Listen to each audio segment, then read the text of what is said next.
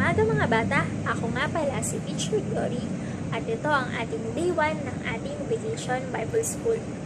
Kamusta kayo? Meron lamang akong konting mga paalala bago tayo magsimula ng ating worship. Una, laging magsuot ng mask. Tingnan nyo ngayong katabi nyo kung nakasuot sila ng mask. Pangalawa, maglagay ng alcohol. O laging maghugas ng kamay. Pangatlo, magkaroon ng 1 metrong distansya mula sa ating mga katabi. Pang-apat, mag-focus at makinig ng mabuti kay teacher. Pang-5, mag-participate sa mga kanta at mga praise and worship songs natin. At pang-6, follow the prayer. So, handa na ba kayo magsimula mga bata? Ako nga pala si Teacher Pia ang mag-lead sa ating prayer ngayon. Paano nga manalangin ng isang anak ng Diyos? Fold your hands, close your eyes, and bow your head. Tayo'y manalangin. Panginoon, tunay nga po na Ikaw ang Kristo, ang anak ng Diyos na buhay, na solusyon sa lahat ng problema. Salamat po sa bagong araw na ibigay ninyo sa amin. Salamat dahil hindi niyo po kami pinabayaan.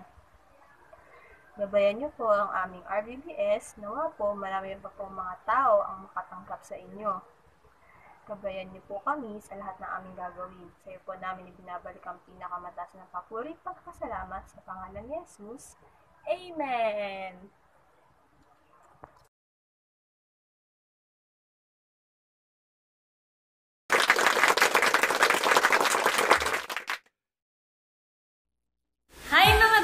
So, ang activity na gagawin natin for today is cross mosaic. So, yung cross ay nagsisimbolize kay Christ na naglutas sa lahat ng ating mga problema. So, ang mga materials na gagamitin for today is una ay isang buong bond paper. Kahit anong kulay na gusto nyo. Pangalawa is blue. Ayun, ito yung gagamitin natin, pandikit natin sa mosaic natin. Pangatlo is gunting. Ayan. Ito naman yung gagamitin natin. Ayun, gupit, panggupit. Pang-apat is ayun, colored paper. Kahit anong kulay na gusto nyo. So, ngayon, magsisimula na tayo. Una ay bond paper. So, itupi muna natin siya sa gitna.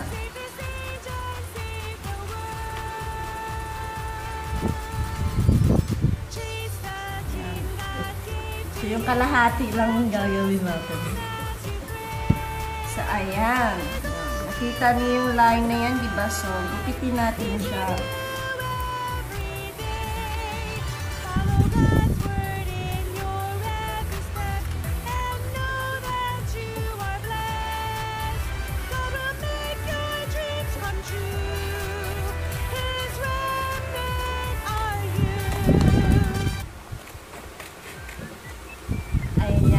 So, nagupit na natin siya. So, yung kalahati lang yung gagamitin natin.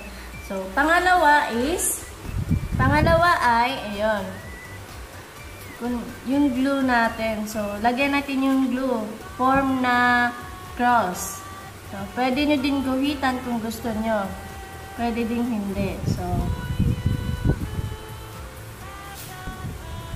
ayan. Sa kabila din.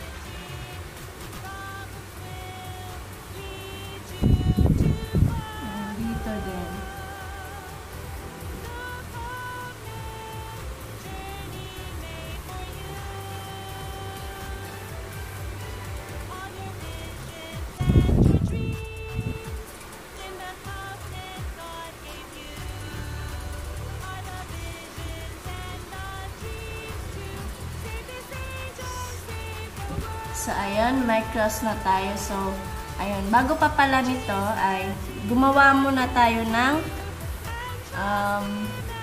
ididikit natin sa bawat gilid. Ito. Ayan. Gupitin natin siya pahaba. Pahaba siya.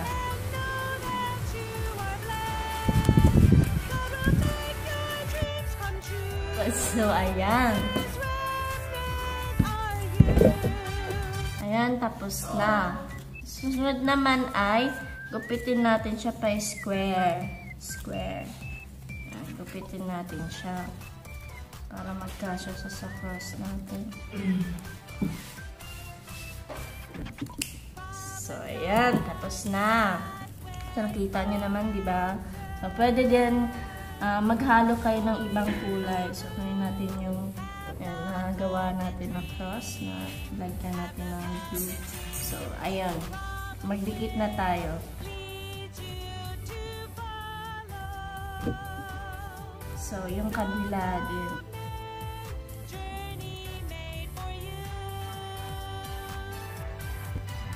Ayan, sa baba din. Ayan, so dito din sa kabila. So, ayan. Tapos na tayo. Ayan, nakita niyo naman, diba, yung cross natin. So, ayan, tapos na. Tapos na. Nakita niyo naman, diba? So, good luck sa inyo.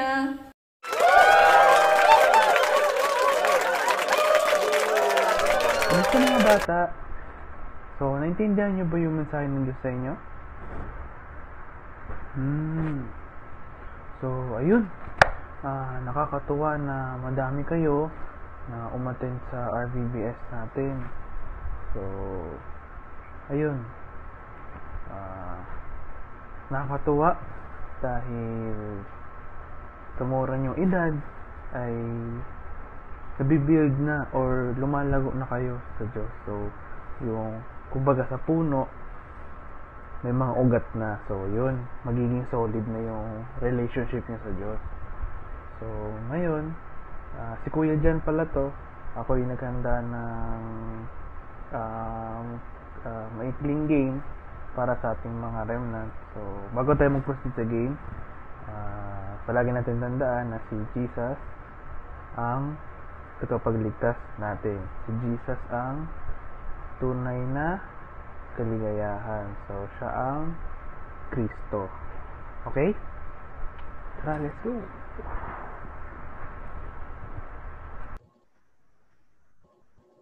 So, mechanics or rules ng game. There will be 5 words to be. Each word have jumbled letters. So you have 10 seconds. So may 10 seconds ka para hulaan kung ano yung So, teacher, bibigay siya ng clue. So, huwag mahiyang magtanong kay teacher ng clue. Ang remnant na makakaguess ng madaming words, kahit ilan pa kayo, yun yung mga mananalo. Tara. So, itong first word. Word number 1. USSCJ. So, timer starts now. 1, 2, 3, 4, 5, 6, 7, 8, 9, 10. So, next word na tayo. Word number 2. SRETPI. No. Timer starts now.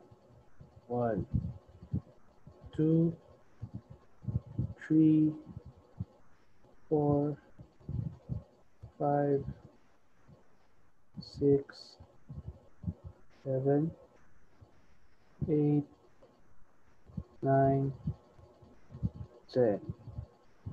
Stop. Tara. Next word. Word number 3. GNIK. 10 seconds na. 10, 9, 8, 7, 6, 5, 4, 3, 2, 1. Next word na tayo. Word number 3. Oh, medyo mahaba ito ah. E-V-O-E-R-T-H.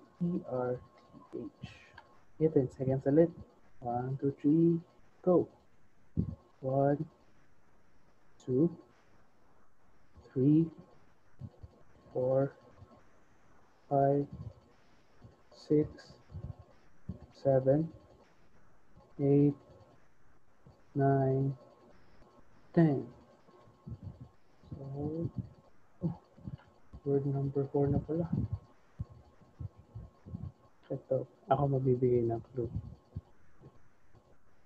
Ito yung book na nakasulat lahat yung mga gustong sabihin sa atin ni God. Okay, 10 seconds ulit. 1, 2, 3, go. 1, 2, 3, 4, 5, 6, 7, 8, 9, 10. Stop. Yun. Last word na tayo. Word number 5.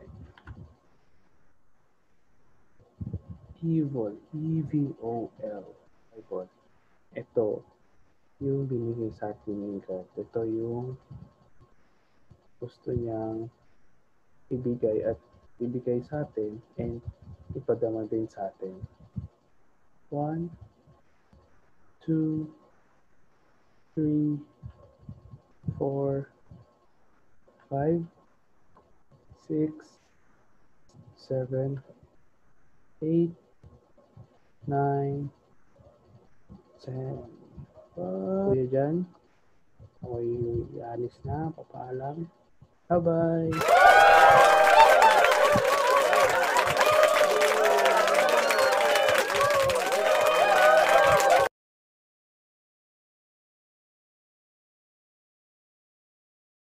Art in heaven, hallowed be thy name, thy kingdom come, thy will be done on earth as it is in heaven. Give us this day our daily bread, and forgive us our debts as we forgive our debtors. Lead us not into temptation, but deliver us from evil. For thine is the kingdom, the power, and the glory, forever and ever. Amen.